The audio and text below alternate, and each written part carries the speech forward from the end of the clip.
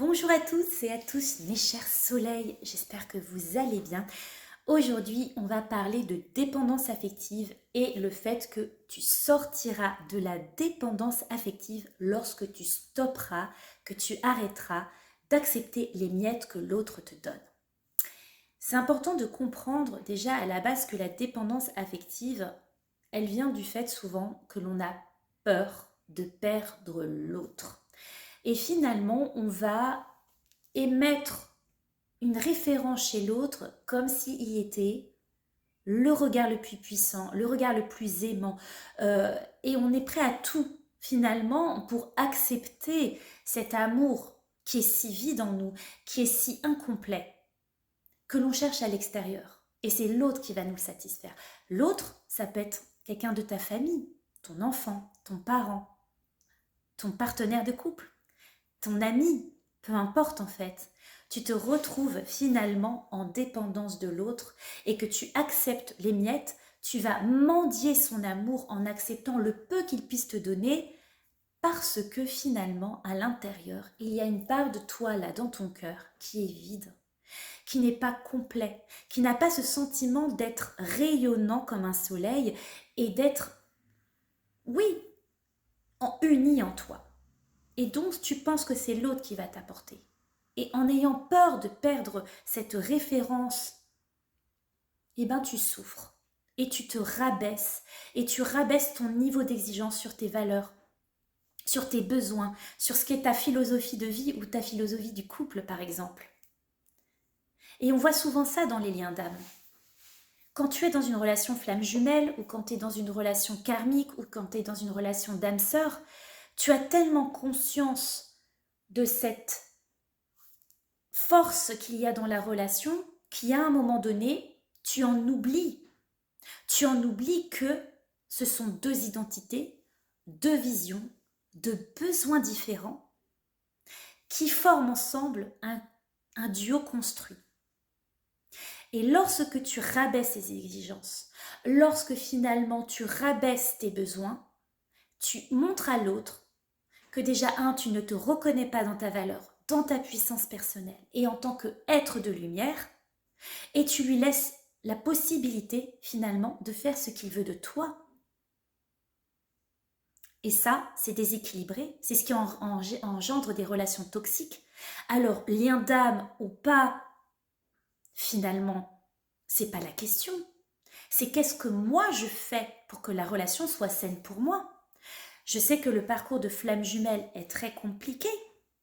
Je sais très bien que dans certains liens d'âme qui sont alchimiques, nous sommes confrontés à des parts de nous qui doivent être guéries, à des parts de nous qui doivent être justement réalignées. Mais réalignées pour l'amour de soi, réalignées pour être dans une meilleure vibration et non pas pour redescendre. Alors si je rabaisse mon niveau de mes valeurs, que je ne me reconnais pas dans cette puissance, comment veux-tu que l'autre en face de toi te reconnaisse? Si toi tu ne te reconnais pas toi-même, être de lumière, être potentiel, multipotentiel, comment tu veux? Alors il y a un moment donné, je répète, lien d'âme, alchimique, flamme jumelle, âme sœur, ce que tu veux, il y a un moment donné où tu dois te positionner. Et cette position intérieure, ce n'est pas un manque d'amour, ce n'est pas un rejet de ce qu'il y a en toi ici, qui est puissant.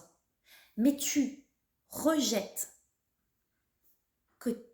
une situation qui est souffrante, où tu ne te sens pas reconnu, où tu ne te sens pas aimé pour ce que tu es. Et en impulsant cette idée à l'autre que tu t'aimes et que tu te respectes tellement, que finalement, ce choix d'amour, tu le fais pour toi. Et c'est là que tu sors de la dépendance. Que le lien doit continuer ou pas, peu importe le temps.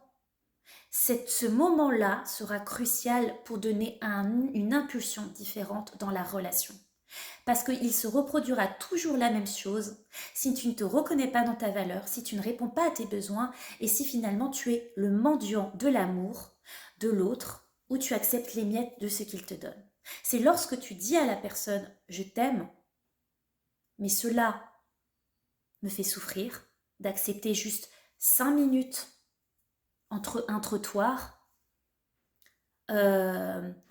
ou que tu n'es pas disponible pour moi, tu es en couple. Donc pourquoi boire juste un café de 5 minutes? Pourquoi prendre juste des miettes? Pourquoi ne pas construire quelque chose de puissant, de constructif et de qualité? Parce que vous ne renoncez pas à l'amour, puisque l'amour est grand, mais vous renoncez à être traité comme une mendiante de l'amour qui accepte n'importe quoi et qui finalement ne se respecte pas. Et en se positionnant, peut-être que l'autre réfléchira, que ça soit ta mère, que ça soit ton autre, que ça soit un ami. En fait, c'est la même chose. Et c'est pour ça que des fois, quand on est dans un lien d'âme sacrée, sous prétexte d'amour inconditionnel, on pense que finalement, on peut tout accepter. Mais on n'accepte pas dans ce lien d'âme. Au contraire, c'est d'être connecté à votre amour inconditionnel de vous. Lorsque tu t'aimes inconditionnellement, lorsque tu montres ta lumière à l'autre, lorsque tu montres que tu te reconnais comme tel, alors je t'assure que tes relations changent. Peut-être pas tout de suite, mais à un moment donné, rien que parce que tu as envoyé dans la matière ce mouvement, cette impulsion de « je suis » à l'instant présent, connecté à mon âme, en fait, lorsque tu vas renoncer en posant des limites, je n'accepte pas 3 minutes, une discussion le temps de ta cigarette, ou je n'accepte pas juste te rendre service alors que toi tu ne me valides pas comme cette personne qui t'aime, qui te respecte, ce n'est pas égalitaire, et ben moi je me retire. Je ne me retire pas dans l'amour qui est là, mais je me retire dans la matière pour me concentrer sur moi, sur mes alignements de valeurs. Alors oui, c'est dur. Tu vas vivre un deuil, avec qui que ce soit d'ailleurs, lien d'âme ou pas, tu vivras un deuil, parce que tu vivras une habitude qui va changer. Tu ne vas plus accepter le contact de l'autre sous n'importe quel prétexte, mais tu préféreras que l'autre à ce moment-là revienne pour un temps investi de qualité et de validation de qui tu es. Donc rappelle-toi bien ça. Finalement, si tu acceptes actuellement les miettes d'une relation et que finalement tu en souffres, bah c'est que peut-être tu es déjà prête ou prêt à sauter le pas, de choisir ton âme, de choisir l'amour de toi, de choisir ta puissance, ton potentiel. Et c'est ce point-là que tu vas ancrer dans la matière, en disant un stop, pas un stop égotique de je vais te faire payer, tu me fais souffrir. Non, un stop de les conditions actuelles de cette relation avec ce qui est insufflé ne résonnent plus pour moi. Et je fais le choix de m'aimer et de me choisir. Et en me choisissant, je me retire de ce genre de choses qui ne me correspondent pas. Tu te connecteras à ta puissance. Je l'ai vécu. D'autres personnes l'ont vécu.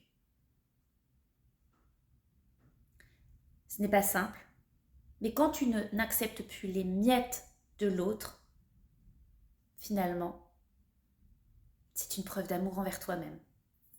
Et là, tu sors de la dépendance. Parce que si tu prétends aimer cette personne inconditionnellement, alors pourquoi tu pourrais ne pas tout simplement sortir de ce qui ne te convient pas, la laisser vivre son expérience si elle a choisi quelqu'un d'autre par exemple, et toi vivre ta propre vie, et toi te donner la chance de continuer à rayonner, à honorer chaque jour et chaque instant de ta vie, tes valeurs, le pourquoi tu es sur Terre et le pourquoi finalement tu dis stop aux relations toxiques. Parce que oui, la relation peut être toxique, même dans un lien d'âme, lorsque tu acceptes des miettes, parce que tu es dans la dépendance. Et si tu as besoin de travailler sur ta dépendance affective, tes schémas relationnels, de comprendre d'où ils viennent, est-ce qu'ils viennent de l'enfance, pourquoi tu les refais dans chaque relation, qu'elle soit amoureuse ou non, et aussi tout simplement guérir ta blessure de rejet, d'abandon ou autre, tu peux me contacter, tu trouveras sous cette vidéo tous mes contacts pour me suivre et aussi sur mes réseaux sociaux, mon site internet et mon mail pour me proposer, si tu le veux, un accompagnement. Je libérerai ton soleil intérieur. C'est en tant qu'accompagnatrice, je t'aiderai à aller sur cette voie. Parce que libère ton soleil intérieur, c'était mon histoire. Elle a été l'histoire de plusieurs personnes et ça peut être aussi ton histoire. Alors, si tu dois retenir quelque chose de cette vidéo, c'est que tu n'es pas des miettes, tu es une belle et grande personne lumineuse, tu es un soleil qui demande plus qu'à rayonner. Alors pense à cette image à chaque fois, ose dire stop et contacte-moi si tu as besoin d'aide. À très vite les soleils.